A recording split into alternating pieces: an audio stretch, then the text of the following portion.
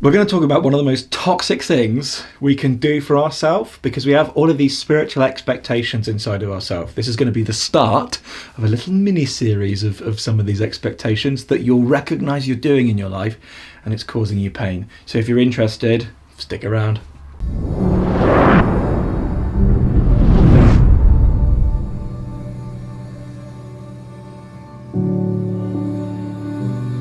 I feel really passionate about this right now because it's so important and it goes under the radar, and it feels to me as if on this subject in the freedom community there isn't a strong leadership or a strong voice on this. So we're going to talk about it, and it's unconditional love. Very many spiritual teachers and gurus and whatever, they talk about unconditional love, isn't it? And this can then become, in the seeker, us, the aspirant inside of ourselves, this can then be another spiritual expectation that we believe in order to be spiritual we must always live up to. But this is toxic, and it really hurts us, because can you create an expectation to be unconditionally loving in every single moment? Well, you can, but you must have the right parameters and the right understanding of what unconditional love is. Now, I can only give you what unconditional love is to me, and so you can feel into this and take what you like and leave what you don't like, but hopefully this will be helpful. Unconditional love, in the way that it's understood in a beginner yogi, means I must be really nice to everybody, even if they abuse me. Because it's super spiritual to be a really nice guy, isn't it? But that creates inside of the system an ability to tolerate that which we really should not be tolerating. And so there's this old adage, isn't there, that you're always exactly where you need to be. And sometimes we can think that I am in this position of being abused, or, and when I say abuse, it can be really dark abuse, and I'm not making light of any of it, but I'm also really talking about the way that people treat us in a not great way, So maybe the word abuse is a bit strong, but also we take that, don't we? We accept it, we tolerate it, because I now have this spiritual identity which needs to appease people, which needs to be the peace seeker, the peace maker in all situations, when really we're in the right place, not so that we can learn to tolerate and to peacemake and to peace keep.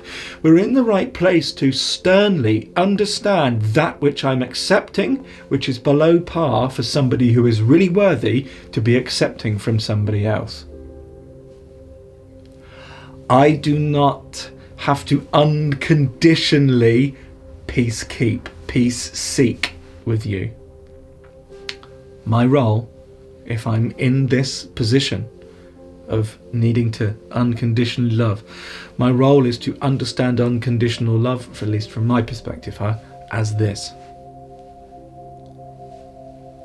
I can love and give love unconditionally to even those who betray me. But that doesn't mean I have to tolerate their unkind or inappropriate behavior. Unconditional love may also come in the form of a strong boundary, because it says to me, I love myself, and it says to them, that was inappropriate behavior and I won't tolerate it. And then luckily for us, the thing that they'll do is they'll then probably go and find somebody else to bug, but they won't do it with us anymore. You can't save them, They can only save themselves. This is literally the biggest teaching. You can't save them. You can't change them. That's controlling, isn't it? You have to give your gift. And sometimes your gift can feel uncomfortable because it's a strong boundary. And we have to be willing and worthy enough to be able to stand in our own energy in that uncomfortable feeling and say, hey, what you did there, you crossed the line. Here's my boundary. Here's me not tolerating that. We don't have to do it in a nasty way at all. It can be done in a way that gives so much love. It just might be not the love that they're expecting from you, because the love that they expect from you is tolerance, is peacemaking, so they think they can get away with it.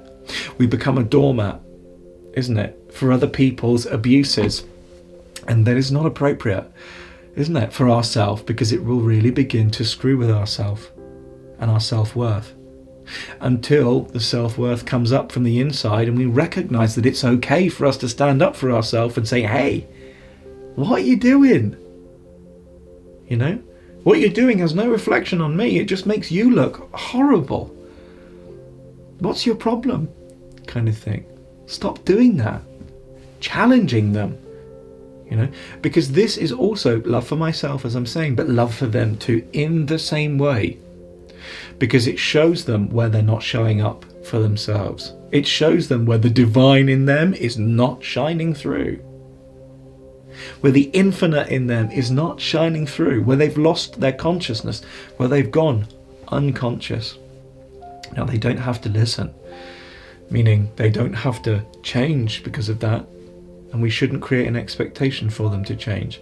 But by putting that strong boundary out there, they will move away, or they will choose to apologize, because that inner sting will either create them to reject themselves, or it will create an opportunity for them to go, oh yeah, you're right, I'm sorry, I won't do that again. So here's to your empowered version of the way that unconditional love truly is. But you can unconditionally love somebody from afar. If they screw up, you don't have to keep them in your life. That's not unconditional love. Unconditional love could be removing them from their life so that you give them the space to learn the lessons of how to treat you, isn't it? And how they may wish to operate in this world. They then get a choice that they couldn't previously see or know that they had a choice in. So we become unconditional stands, in a way, for self-love. We become unconditional stands for a loving way that you should treat me. And if you're not going to treat me that way, you don't have a place in my life. And I'm an unconditional stand, even though I might be scared that I might get lonely, I'm an unconditional stand for me to say, you no longer have a place here in my life, if you're not going to treat me the way that I expect to be treated. But if we're not treating ourselves that way and giving ourselves that unconditional love, then we can't really expect other people to treat us that way too. And so that's why we do the yoga, pummeling lots of that loving prana, loving energy into our system, because in the action of doing the yoga, our sadhana, that's an action of self-love, strong unconditional self-love in myself, isn't it?